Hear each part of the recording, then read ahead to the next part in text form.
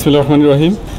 আপনারা জানেন গত 29শে এপ্রিল জাস্ট দুদিন আগেই কুমিল্লা জেলার সদর দক্ষিণ থানাধীন এলাকায় একটি শিশু মেয়ে সন্তানকে নৃশংসভাবে ধর্ষণ এবং হত্যাকাণ্ডের ঘটনা ঘটে। হৃদয় বিদারক এই ঘটনাটি সামাজিক যোগাযোগ মাধ্যম এবং প্রিন্ট ইলেকট্রনিক মিডিয়াতে ব্যাপকভাবে প্রচারিত হয় এবং দেশব্যাপী আলোচনার সৃষ্টি করে।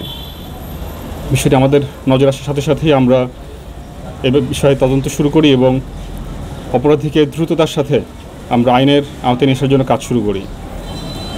এরই ধারাবাহিকতায় গতকাল রাত আনুমানিক 11টায় আমরা চাঁদপুরের শাহরাস্তি থানাধীন এলাকা থেকে আমরা অপরাধী যে অভিযুক্ত ধর্ষণ এবং হত্যাকাণ্ডের ঘটনায় মফিজুল ইসলাম প্রকাশ মফুকে আমরা গ্রেফতার করতে সক্ষম হই।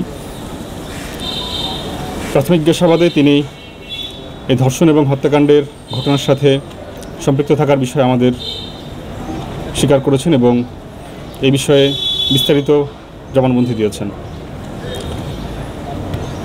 স্থানীয় সূত্রে জানা যায় ভিকটিমের পিতা সংযুক্ত আরব আমিরাত প্রবাসী এবং মাতা গৃহিণী এবং ভিকটিম শিশু মেয়েটি একটি স্থানীয় স্কুলে ক্লাস 3-তে অধ্যয়নরত ছিল।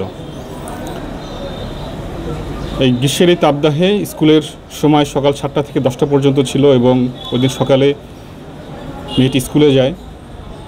সকালে 11টা বেজে যাওয়ার পরেও যখন সন্তান বাসায় ফেরেনি তখন মা চিন্তিত হয়ে পড়ে এবং মেয়ের খোঁজে বের হয়ে যায়। রাস্তায় কোথাও না পেয়ে মা সন্তানের খোঁজে স্কুলে চলে যায় এবং শিক্ষকদের জিজ্ঞাসাবাদে তিনি জানেন তার মেয়ে চলে গিয়েছে 10টার পরেই।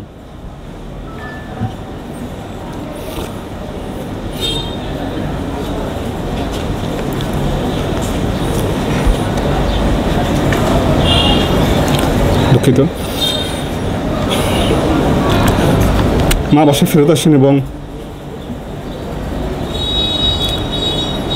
দুপুর আনুমানিক 3:30টায়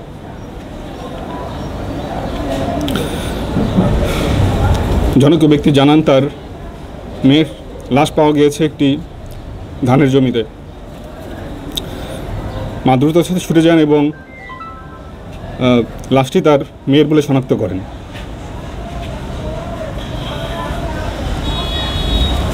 এ সময় জনৈক ব্যক্তি জানান যে তিনি অভিযুক্ত মফিজুল ইসলাম প্রকাশ বা মফুকে তিনি সকাল 11টার দিকে এই বাঁশঝাড়ের ভিতর থেকে দ্রুততার সাথে বের হয়ে যেতে দেখেছেন। আমরা অবিলম্বে তার খোঁজ করি এবং তাকে আমরা গতকাল ধৃত করি। জিজ্ঞাসাবাদে তিনি জানান তিনি ভিকটিমের প্রতিবেশী এবং পূর্ব পরিচিত এবং এই সুযোগ পেয়ে তিনি নেন। তিনি জানতেন কোন সময় স্কুল থেকে মেয়েটি ফিরে আসবে। তিনি রাস্তার পাশেই ছিলেন এবং ফেরত আসার পথে আনুমানিক 11:15টার দিকে তিনি মেয়েটিকে তুলে নির্জন স্থানে নিয়ে যান এবং পাশবিক নির্যাতন করেন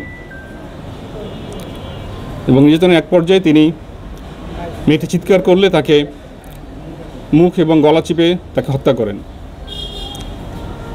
হত্যাকাণ্ডের পরে তিনি বাসায় ফেরত যান এবং যখন তিনি জানতে পারেন ডেড বডি পাওয়া গিয়েছে এবং বিষয়ে মামলা হয়েছে তিনি কুমিল্লা ত্যাগ করে সন্ধ্যায় চাঁদপুরে চলে যান।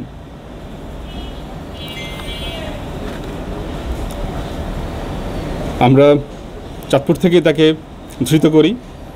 আমরা প্রাথমিকভাবে জানতে পেরেছি তিনি একজন মাদকসেবী। বাইরে তিনি টুকটাক রাজমিস্ত্রির কাজ করেন, জোগালির কাজ করেন এবং নিয়মিত তিনি গাঁজা সেবন করেন।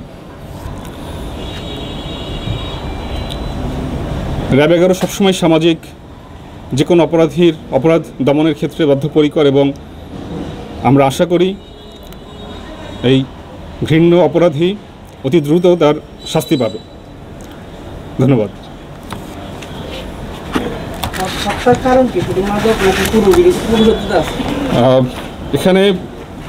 এখানে কোনো পূর্বশত্রুতা বা মাদকের বিষয় আসেনি। বিষয়টি সম্পূর্ণভাবেই তার কামনা চরিতার্থর বিষয়টি চলে এসছে।